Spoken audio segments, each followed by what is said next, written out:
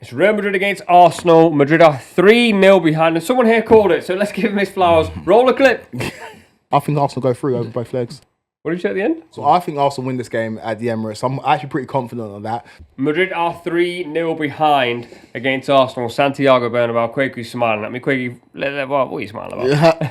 Man, sometimes a dead clock is right twice a day, right? And again, nobody called 3-0. I didn't call 3-0, but it was a great performance from Arsenal. And when you look at, I love the matchup. I love Arsenal's midfield, especially in the Champions League of Partey, Rice, Odegaard, can do a bit of everything.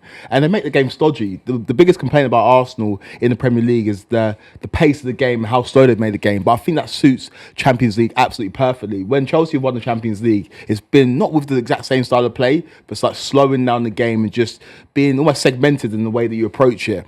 And going into the second leg, they take a 3-0 lead that in any other situation is unassailable. But this is Real Madrid at the Bernabeu. And Jude Bellingham, after the game, when asked about it, was very honest, said that we could have lost by more. Kothari was Real Madrid's best player. But he goes, strange things happen in that stadium. And all of us sitting here have felt the wrath of Real Madrid in the Champions League. City played them in 3 years. You won one of them, absolutely smashed them. But the other two, it was Real Madrid doing what Real Madrid do. Obviously, in the Champions League finals against Real Madrid. Yeah. And again, Chelsea played Real Madrid 3 years in a row in the Champions League and only got the better of them in one of those ties. And so we know what Real Madrid are. But Arsenal have got a 3-0 lead going to Bernabeu. I think they'll do very, very well to throw it away from here. Let's ask the question then, Kim. Is it possible? It's always possible with Real Madrid. It is always possible. Like I've been sat there in my living room and booked an Airbnb to Paris when City are 2 goals up with 5 minutes to go.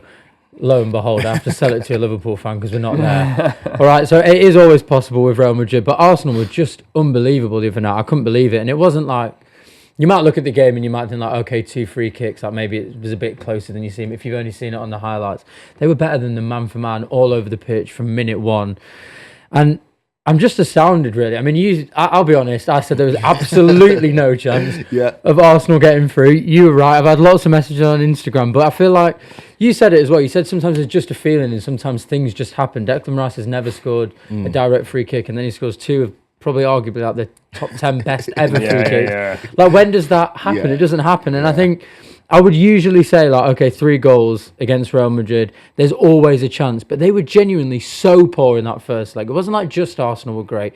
They were really poor. None of their players were firing. So I don't think Arsenal have to do a huge amount to guarantee qualification, to be honest. Something we said in the first leg was that this suits Arsenal because they can sit in and they can suffer. They didn't actually do that in this leg. They anticipated and saw where the game was going. This time around in the second leg, they probably will sit in and suffer and hope to hold Madrid off and then hit it into Saka and go from there. The one thing I would say is, we've all referenced it and we referenced it off camera as well. This felt like a Liverpool beating Barca 4-0, Barca beating PSG, remontada type vibe.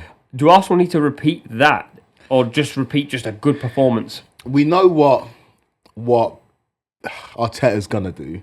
And I think we got a glimpse into it last season in the Premier League. Arsenal were at home, beat all the top teams. And away from home, drew with all the top teams. And so it's not Arteta's MO to go there and try and win the game. He knows that he can lose the game 2-0 and still go through. And so I don't think we're going to see an incredible performance from Arsenal at the Bernabeu. But does that feel risky? Well, even when you say that to me, I'm going, against Madrid, like... Well, this is where you've got to break it down. You've got to say, if we get through the first 20 minutes without them scoring, we've got a great chance of winning the game. If Real Madrid score within the first 15, 20 minutes, oh my goodness, then we know what's going to happen. It's going to be an absolute onslaught. The fans are going to be behind the team. And if you're playing the odds, what are the odds that either Vinicius, Mbappe, Rodrigo or Bellingham aren't going to score in the game when they didn't score in the previous game? So I just feel like it's set up for a very, very intriguing second leg. But that Mikel Moreno goal was the saving grace. That was the goal that gave Arsenal that cushion. Because I think I'd sit here, and if Arsenal were only 2-0 up, I might sit here and pick Madrid. The 3-0 makes it not unassailable, but Real Madrid have got a task on their hands. But this is a Real Madrid team that, if you've watched them, haven't been very good this season. And people point to the fact that Mbappe scored as many goals or more goals than Ronaldo in his first season at Real Madrid. But look at the quality of the goals. Look at the quality of the play. Look how poor Vinicius has been this whole season. This is not the same Real Madrid team. And this is a Real Madrid team that know it's probably Ancelotti's last season at the club. And so I still back Arsenal, but again, like you mentioned, Real Madrid in Champions League, anything can happen. What I would say is over the past few seasons, and I think I have been right, but I've always said that I kind of prescribe a little bit to what Troy Deeney said about Arsenal, about them lacking a little bit of cojones. And I genuinely do think that they have over the last couple of seasons, which is why they haven't won the Premier League when they've been in such a dominating position on the table.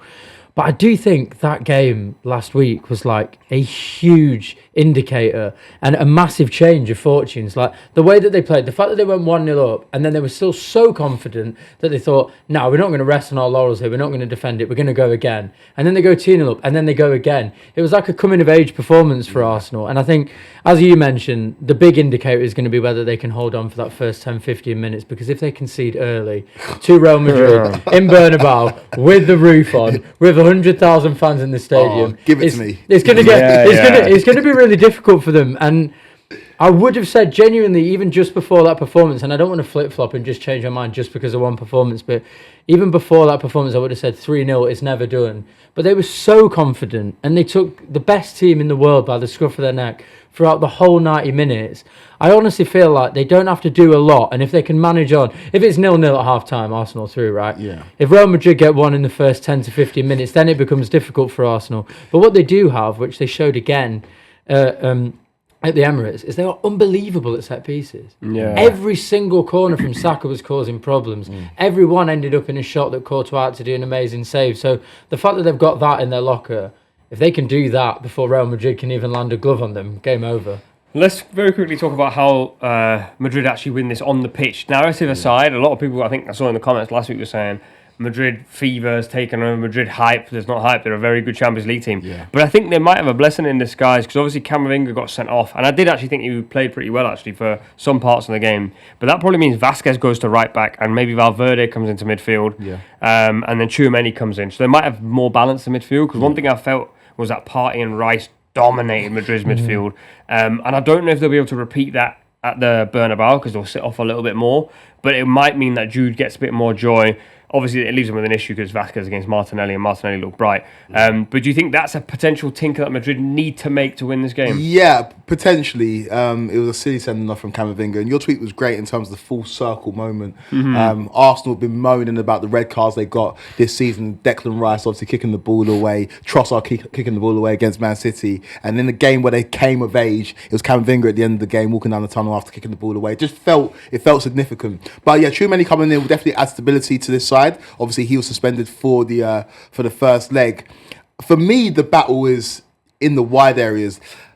I love David Alaba. I think it's not a Maicon against Gareth Bale moment, but Saka was cooking him, and it wasn't pretty. Considering how good Alaba was as a left back at Bayern Munich, obviously more as a centre back at Real Madrid, they need to figure out what the solution is at left back, because Saka was having his way, and I feel that out wide, Arsenal were really, really good. Martinelli is a player that I wouldn't say I don't necessarily rate that highly, but he's up and down in terms of form, but he was giving his fullback problems as well. So out wide is the key battle, but I think in midfield, I don't know what Real Madrid can do. I think Arsenal's midfield, the composition of it just suits it absolutely perfect. Rice getting up and down, Odegaard having that deftness and guile, and Partey just sitting and spraying balls. I don't know what Real Madrid can do to counter it. I think it's naturally going to be a very different game because Real Madrid are at home anyway and Arsenal are away, and we know that Arteta implements a slightly different style when they go away. Real Madrid have to come out full throttle, and the thing that they did at the Emirates, which I was really amazed about, was just how poor Vinicius Junior and Rodrigo were. Mate. Mbappe was trying to get on the ball and he was trying to have shots, but there was not really any Madrid players within 5-10 metres of him.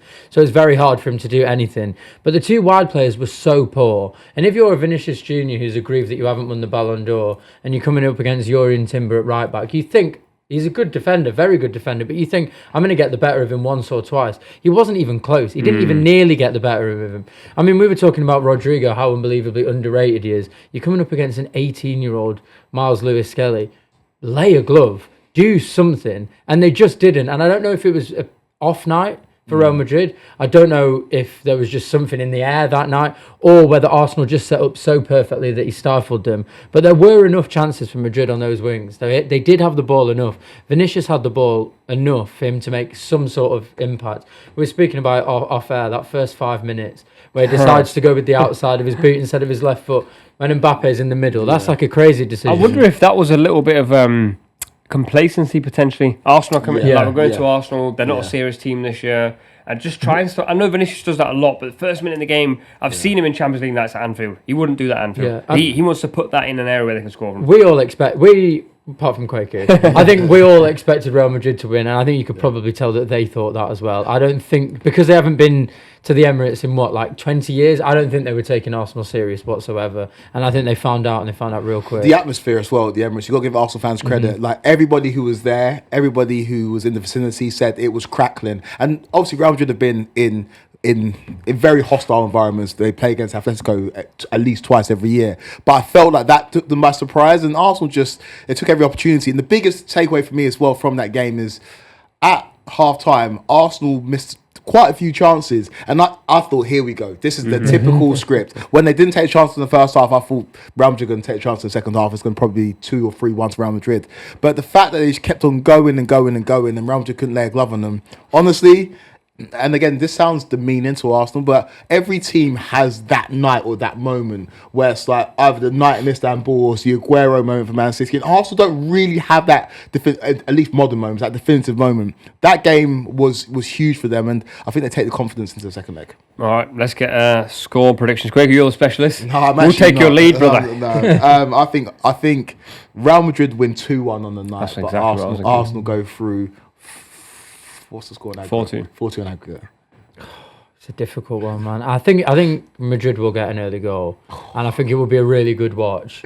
But I can't see them overturning 3 goals. I think they might win 2-0 though. I think it'll be very, very tense towards the end of the game.